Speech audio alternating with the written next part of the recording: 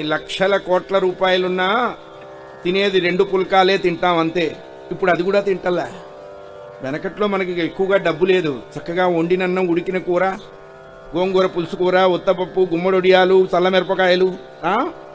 ఇప్పుడు డబ్బు బాగా వచ్చిన తర్వాత పచ్చి కూరలు తింటాం మొదలుపెట్టాం. పచ్చి కూరలు ఎక్కడొచ్చిందండి? అదృష్టం అంటే ఏంటంటే మనకు అష్టైశ్వర్యాలు అంటారే, ఏమిటి అష్టైశ్వర్యాలు? హెచ్ఎస్బిసిలో 2 కోట్లు, హెచ్డిఎఫ్సిలో 3 కోట్లు కాదు. తలుపు తీయగానే నవ్వుతూ ఎదురొచ్చే భార్య ఉండటం అష్టైశ్వర్యం. మాట వినే కొడుకులు ఉండటం ఐశ్వర్యం. రోగం లేని శరీరం ఉండటం ఐశ్వర్యం. అప్పు లేని జీవితం ఐశ్వర్యం. క్షేమాన్ని ఆశించే మిత్రులు ఉండటం ఐశ్వర్యం. ఎవడొచ్చినా ఇంత అన్నం పెట్టడం ఐశ్వర్యం. వెళ్ళిపోయేటప్పుడు ఆనందంగా వెళ్ళిపోవడం ఐశ్వర్యం. ఇవే అష్టైశ్వర్యాలు.